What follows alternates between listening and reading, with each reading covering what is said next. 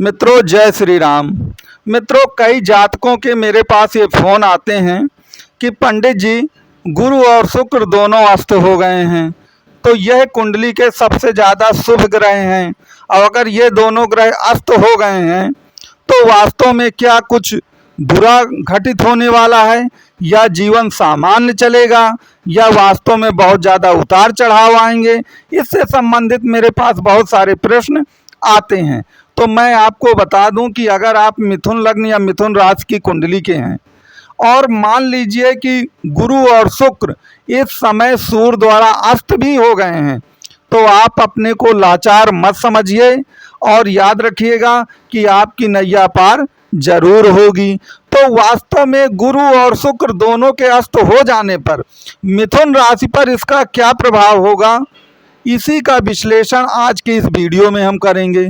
तो अगर आपको वीडियो अच्छा लगे तो वीडियो को आप लाइक शेयर सब्सक्राइब करिएगा और कुंडली से संबंधित या ज्योतिष से संबंधित आपकी कोई भी समस्या हो तो दिए गए नंबर पे आप कॉल और व्हाट्सएप कर सकते हैं। चार्जेज और शुल्क लागू रहेंगे।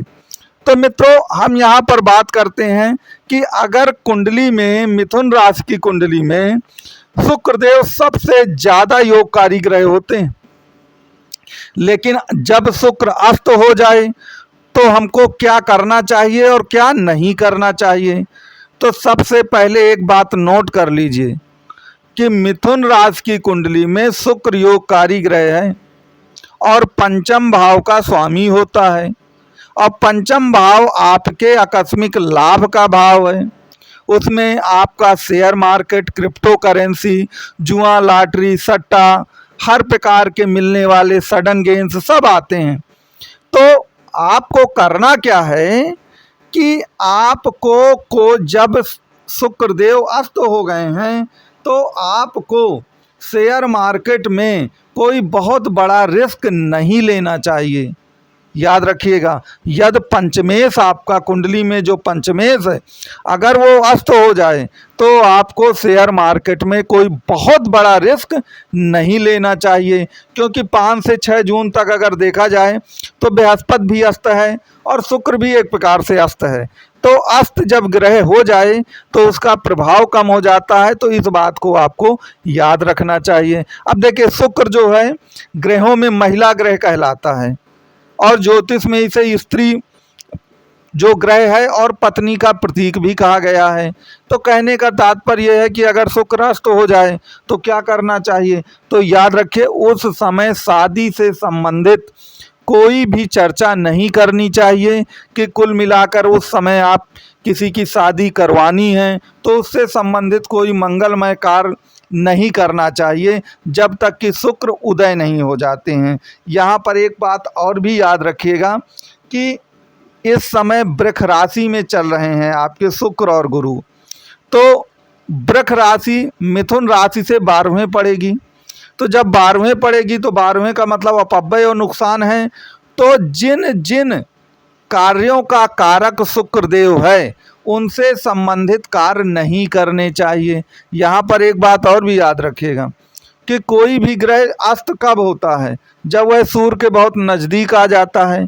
इस समय सूर्य शुक्र गुरु सब एक साथ बैठे हैं वृष राशि में, तभी गुरु और शुक्र अस्त हैं। तो अब अस्त का मतलब क्या माने कि ये ग्रह पूरी तरह से निर्बल हो गए हैं, खराब हो गए हैं, ऐसा भी नहीं है। आप देखते हैं कि सूर्य जब उगता है तो तारे सब छिप जाते हैं, तो इसका मतलब ये थोड़ी है कि तारों का अस्तित्व ही नहीं है और शाम को वही तारे हमें दिखने लगते हैं।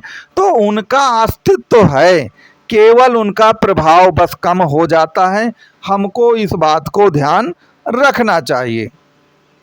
अब देखिए गुरु के कारण क्या प्रभाव मिलेगा हमें। गुरु आपका 5 जून तक अस्त है, तो गुरु आपके 7वें भाव का कारक है, शादी के भाव का कारक, और शादी के भाव का कारक है और शुक्र भी शादी के भाव का कारक होता है। तो कहने का तात्पर्य यह है कि जो आपके शादी संबंध का मामला है वहाँ पर आपको सावधानी रखनी है। यदि नए संबंध शादी से बनाना है तो उनको कुल मिलाकर 5 जून तक पोस्टपोन करिए नंबर 1, और जिन जिन लोगों की शादी हो चुकी है वह कुल मिलाकर के अपने संबंधों में थोड़ा शुचिता बरतें, या कह सकते हैं कि संबंधों में अगर किसी तरह की खटपट भी होती है तो थोड़ा शांत रहने की कोशिश करें। चूँकि इस समय गुरु अस्त है तो मामला थोड़ा सा बिगड़ सकता है, इस बात को आपको याद रखना है। चौथी बात आप ये याद रखिए कि गुरु आपकी कुंडली में दसम भाव का भी स्वामी होता है, और जो दसम भाव है वह आपके कर्मों का है।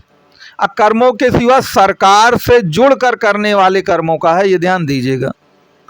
तो कहने का तात्पर्य है कि सरकार से जुड़कर काम करने का क्या मामला है। अगर कोई मामला आपका एक प्रकार से वहाँ पर रुका हुआ है, सरकार के पास कोई फाइल अटकी हुई है, आप कोई काम करवाना चाहते हैं लेकिन सरकारी पक्ष उसे टरका रहा है, नहीं कर रहा है, तो आपको करना क्या है कि इसमें हताश और निराश नहीं होना है, क्योंकि गुरु अस्त है। इस कारण से अस्त ग्रह क्या करता है, अस्त ग्रह किसी कार्य को बिगाड़ता नहीं है, ये ध्यान दीजिएगा, वह उस कार्य में केवल विलंब करता है।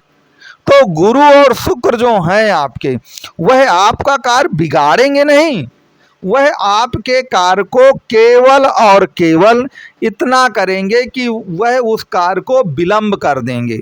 आपको इतना बस ध्यान देना है।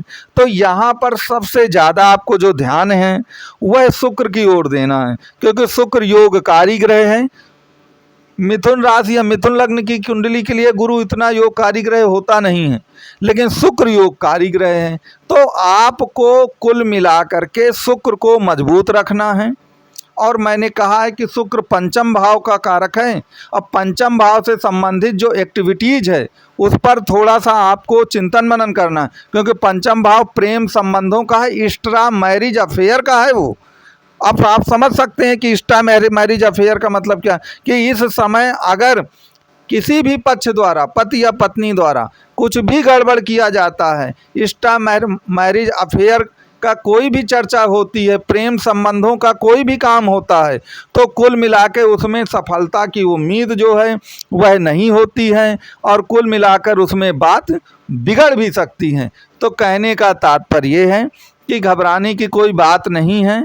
केवल और केवल 5-6 जून तक आपको कुल मिलाकर ऐसा लगेगा कि गुरु और शुक्र के जो प्रतिफल हैं या तो वो मिल नहीं रहे हैं, या वो बिल्कुल स्टेबल सा रुक जैसे गए हैं, कि कोई काम हो भी रहा था लेकिन वो एकदम रुक सा गया है। तो वह रुकेगा, ज़्यादा दिन नहीं रुकेगा, कुछ ही दिनों की बात है, और आपका काम बिगड़ेगा नहीं, केवल आपको ऐसा लगेगा कि काम में थोड़ा सा विलंब हो रहा है। तो गुरु और शुक्र के अस्त होने पर आपको घबराना बिल्कुल नहीं है, आपका काम, आपका जीवन उसी तरह आराम से चलता रहेगा। तो मित्रों, आपको वीडियो कैसा लगा ये आप ज़रूर बताइएगा। वीडियो अच्छा लगा हो तो वीडियो को लाइक, शेयर और सब्सक्राइब ज़रूर करिए।